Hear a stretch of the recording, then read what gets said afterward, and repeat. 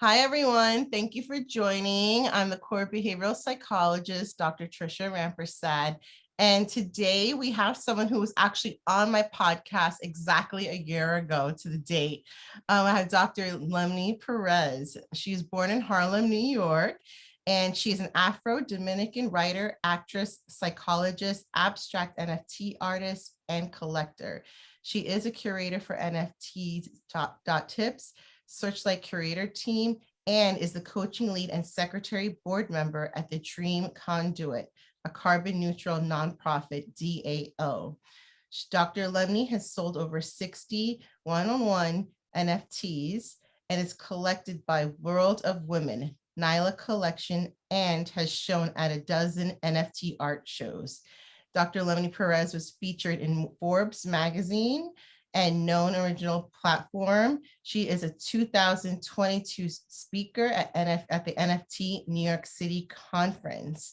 Dr. Lemny is also the seasonal creative director for the Mint List, an NFT music podcast on Spotify, and is the board member at ManaXR Technologies, Inc., a web XR company. Lastly, she is a community lead at EQQO Labs, consultant at Queenz Collection and Xanos NFT project. Welcome, Dr. Perez, Lemny Perez. Thank you so much, Dr. Rampersad. Thanks for having me. You're welcome. You're welcome. So we know each other from grad school, and I actually saw a post. Dr. Lemny Perez also made it on Times Square in New York City, which is phenomenal. Yay! So tell us about what is an NFT from your understanding. We know you're not an expert, and tell us about your artwork and how can people get into it. Sure. So thank you so much again for having me.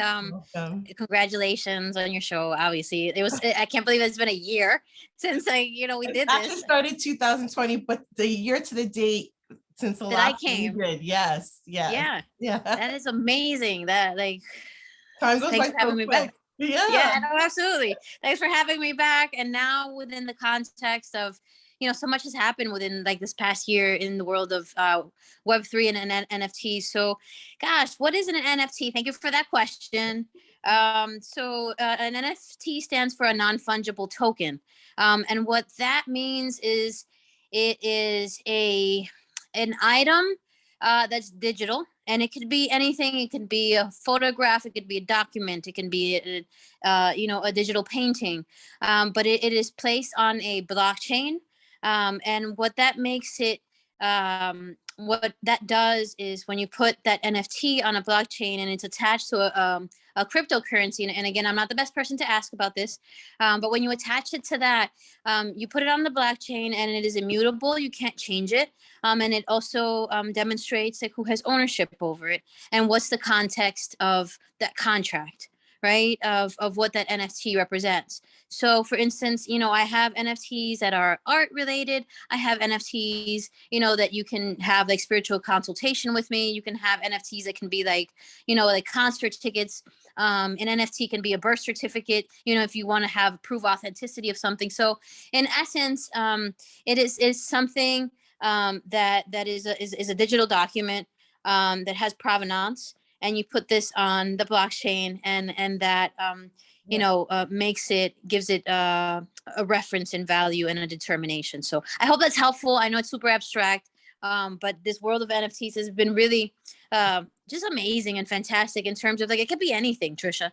It really can be. You put your mind to it. If you want to work with people abroad.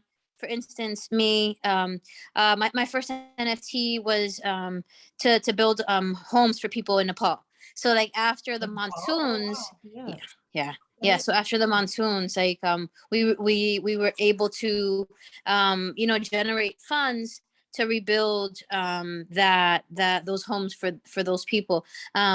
So those are just different types of projects. The one that was on Forbes, actually, which I'm happy to talk a little bit more about. Can you talk about that? That's so interesting that you made Forbes. That's so phenomenal. And the Nepal and everything with your project in Nepal. Yeah, let's talk about that. Yeah, so the one in Forbes was really wonderful. So like I'm a child of an incarcerated parent, and a lot of my clinical hours that I did were in jails, prisons, and juvenile halls. And Mhm. so there was this opportunity for this project. A woman called Hanifa Walida, who is a spoken word poet. She came up to me and she was like, I'm doing this project, and one of my artists dropped out. I have 20 spoken word artists, and one of them was Saul Williams, you Mhm. know, like the infamous spoken word poet. And we were matched, they were matched with 20, you know, visual artists, and one of them had dropped out. So I was like, of course, you put me in, you Yeah. know, and so this collection of all these artists got together to celebrate the life and to support the legal fees of a gentleman named Keith Lamar. And Keith has been on death row for about 23 years, if I'm not mistaken. And so we all got together. And so this particular NFT that got highlighted on Forbes is an effort to really promote and bring advocacy to, you know, the situations of people who are marginalized and wrongfully accused, you know, in our judicial system, and to leverage technology, love, support, artistry, you know, and financial resources to support, you know, someone in a destitute and dire situation in life.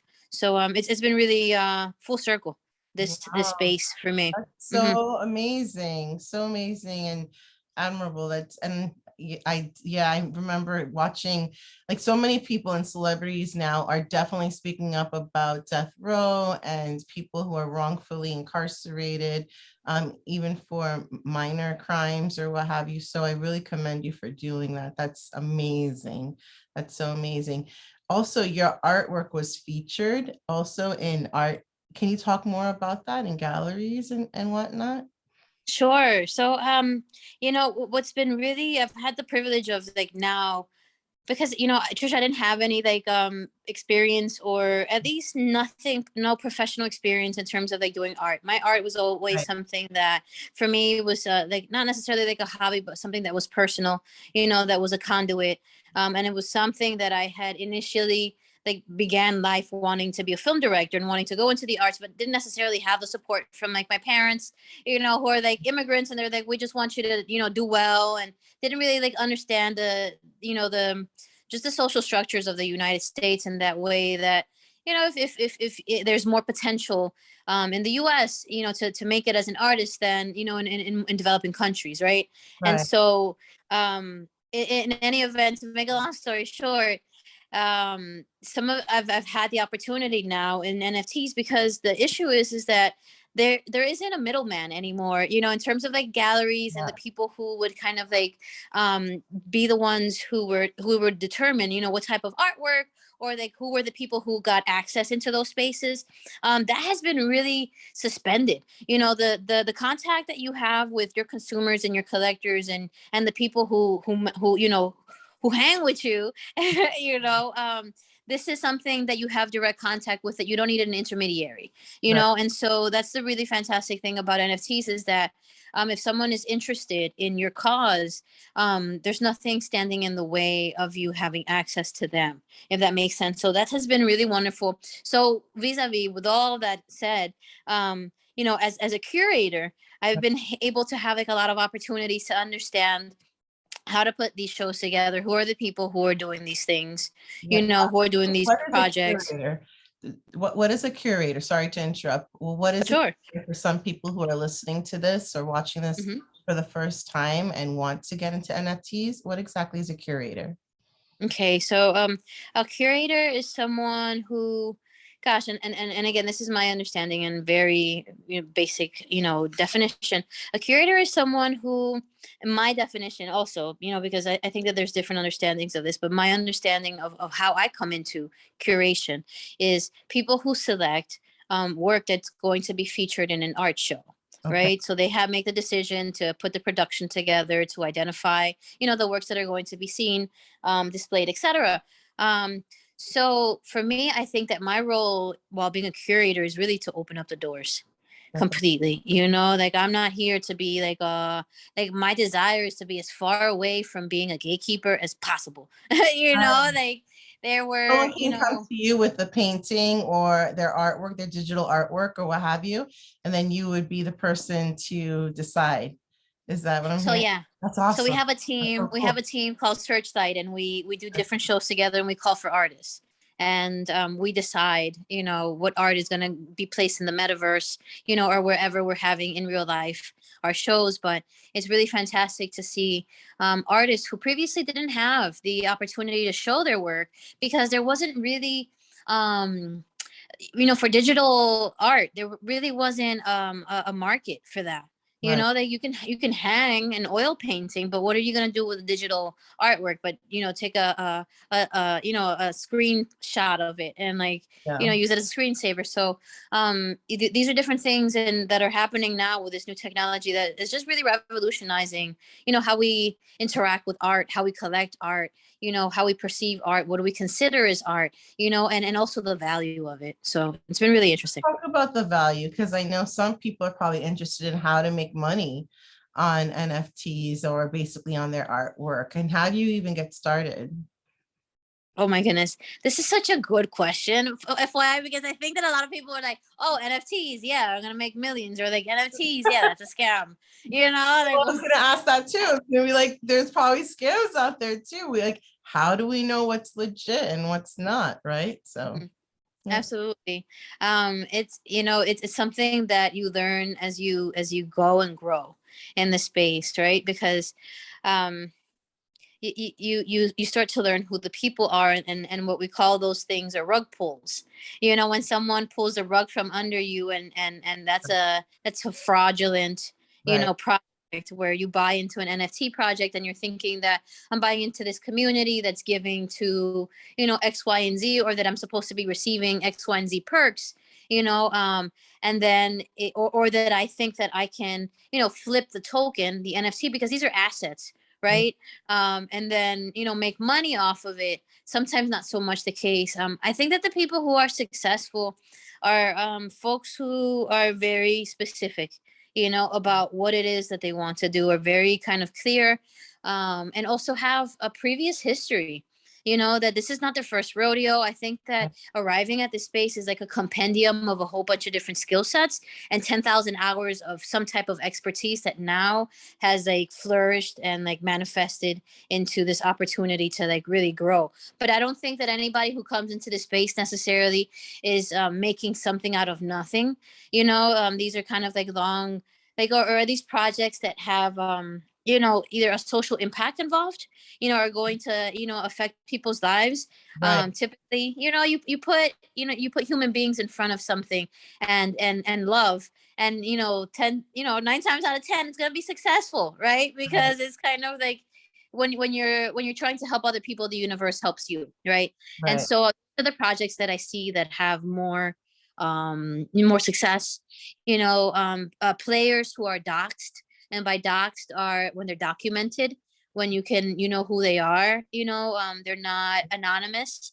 You know, a lot of people in crypto like to maintain their identity in confidentiality, you know, and people have every right to do that.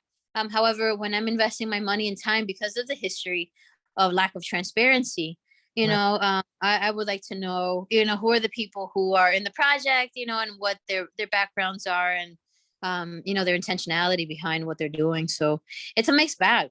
It's a mixed Right. bag. So then you pretty much make sure you know who you're dealing with. They're just not someone online. You do your homework, your due diligence, so to speak. Okay. Yeah, we call it DYOR, do your own research. Okay. So you'll hear DYOR as part of some of the vernacular. So if you hear that, it's do your own research. What works for somebody else isn't necessarily going to work for you, you Right. know. And so like I think that it's really important for people to, you know, when they're creating their own NFTs and when they're trying to see what might be efficient or efficacious, like it's really contingent on your own experience. So this is really a place where there is no pattern, there is no blueprint. You know, people can really do what they wish. So yeah, Right. I hope that answers your question. No, I Yeah. love it. Yes, you did. You did. Mhm. Now, you mentioned Metaverse. I've heard Metaverse a couple of times and I have an idea, and some people may not know what it is or did hear what it was. And I'm hearing Snoop Dogg talk about Metaverse. I'm hearing my sister talk about Metaverse. What is Metaverse in your own words? And we know you're not an expert. This is just your definitions, your opinions.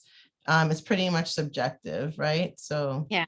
Thank you. Thanks for that yeah. disclaimer. So the metaverse is a place that is there, gosh, there's no time and space in the metaverse. Okay, it is an ethereal place that you can access through augmented reality, virtual reality headset goggles. Mhm. So when you put these on, you can purchase different apps that give you different types of virtual experiences, and different micro environments. Okay. And people are able to do therapy there, you know, because it exposes clients to different types of visual environments that can be really rehabilitating in terms of like trauma informed recovery, which Yeah. you know, they've been doing at the VA with you know, with the folks that are coming back or who are serving. And Yeah. so it's been really interesting to see how that's going to manifest. In fact, you know, I'm on a board of one of these companies that's really looking forward to exploring mental health and in the metaverse in particular. That's Yeah, and it's funny because one of my friends is actually and I'm giving him a shout out because he's a fantastic human being, and that's Crypto Wizard, who's been really helpful to Snoop Dogg with his metaverse. So big ups to Crypto Wizard. Come again? Crypto Wizard, shout out. Dr. Lemny Yeah, Perez shouted you out because he helps with Snoop he's Dogg. hooking. Yeah. That's pretty awesome. So in these metaverses, right? Are people NFTs in those metaverses? They So you are. can, yeah, there's a different you know, platforms, you know, there that you can come in and build your own land, build your own galleries, you know, build your own spaces. You know, people are working out, having gyms, clubs where people come and hang out, have like fake drinks. You know, like it's really, if folks are really taking to it, it's really interesting because when you do put on the goggles, it gives you a very kind of like, it's a different experience. You feel kind of like you're there, but you're not, you know. Right. So there's a lot of things that are happening for people, like psychologically. They, you know, folks are like feeling like threatened, or even, you know, not necessarily like someone told me like, oh, someone accosted them, you Oh know, my like someone God. like a Yeah, little kid yeah. kicked her, you know, and she's like, my goodness, how do I deal with, you know, children who are Right. unsupervised, which is something that's also an issue there. But that's the metaverse in a nutshell. I hope that answers your question, and we could go at length. And Yeah, yeah. you did it. You did the best. That was good. It's all virtual. It's all virtual. It's not really reality, but it's all virtual. And I think people can even make money if they were to open a club in a metaverse or something like that. People pay to get in, that sort of thing, right? Mm-hmm. Yeah. Mm-hmm. Right. So what's next for you? Like, what are you doing with the NFTs? And you do talk at other places. And what are some things you talk about? Sure. So just recently, um so just recently I did a talk at NFT-NYC, which just was a big conference here in the city. They had about, I don't know, 1,500 speakers, I believe, if I'm not mistaken, in the proximity of. I was one of them, and I was on a panel with a whole bunch of other clinicians in the space. You know, getting off the couch and into the metaverse, right? And so that's what we're doing now. So Essentially, oh what, my goodness. come again? That's so interesting. It's Yeah. just because people are so, I think a lot of therapists and psychologists are used to now working from home or like it, or Yeah. if not in a hospital setting or a clinical setting, and now you have the metaverse because then that's Mhm. virtual. Yeah. There, it's just so fascinating to me. Yeah. So It you is. It's amazing. Also, like Trisha, I wanted to mention, you know, there's a lot of like mental health spaces on Twitter. You know, lots of like the NFT community accesses a lot of like different you know, mental health spaces in that way. But for me, what's next is you know, I'm really interested in leaving legacy on the blockchain. Like for me, it's not so much about making money, Right. it's more kind of like, what are people 100 years from now going to look back and see what we were doing with this big experiment with this point in time? Right. So I'm really interested in creating an art project that is resonant with my dissertation. So I want to turn my dissertation into an NFT project. And so I'm really, Awesome. that would be What's your super. dissertation? What's your dissertation So just briefly, my title? dissertation's title, yeah, it's a real and idealized beauty constructs among Dominican women in Washington Heights, New York, and how that impacts their self-esteem. So we talked about beauty, body image, colorism, hair, all of those things, and how that impacts, women's work in terms of like beauty and how that impacts our self-esteem and our mental health. So I would love to illustrate this and put this on the blockchain as a way of really informing women about resiliency. And just really quickly, one of the most wonderful thing that, the conclusions that came out of that dissertation was that in terms of like, ethnic identity and how women identified and the impact on their self-esteem, when I asked women how they identified and, how they felt about themselves, the women who had the highest self-esteem, because Dominican women are very like racially and culturally diverse, the women who had the highest self-esteem were the women who identified as Black Dominican. And the reason for that is because the idealized beauty, they said, I'm never going to have like skin like that. I'm never going to like fulfill that. So they released that tension and that anxiety of having to fulfill that ideal and just said, I'm screw that. I'm just going to rock with me and start to accept myself and vis-a-vis start loving myself, and so what was, the moral of the story of this dissertation is, when we stop fighting and start to accept, that's when we start to increase, positive feelings and love towards oneself. So this is something that I would really love to leave a legacy, on the blockchain, with my work here in the NFT space. So Trisha, thank you so much for asking these wonderful questions. Oh, and that's really awesome. That's awesome. Like you're using your NFTs and in your NFT space and the connections you've made to do good. You're like, I'm not about to just make money on this or anything. It's to do good. Like the issues in Nepal and incarceration and beauty standards in Dominican, African and Caribbean women. That's pretty phenomenal. Dr. Lemny Perez, I'm very proud of you. Thank you, Dr. Trisha Robertson. I appreciate you. That just is so awesome. I love it. I love it. If anyone wants to get in touch with you, if they have questions, if they want to know first steps on how to do NFTs or even just connect with you, and how do they get in touch with you? Or do you have an email or something, an Instagram or something that they can contact you? Absolutely. So I'm on all platforms. I'm on LinkedIn. I'm on Instagram. I'm also on Twitter. So for those of you who are coming into NFTs, Twitter is really where the community lives and thrives. So you can find me there at LEM underscore NY. So LEM, right? My name is Lemny. So LEM underscore NY. You can also find more information about the Dream Conduit, which is the nonprofit DAO that I was talking about earlier. That's where I do the vast majority of like my mental health work in the NFT space.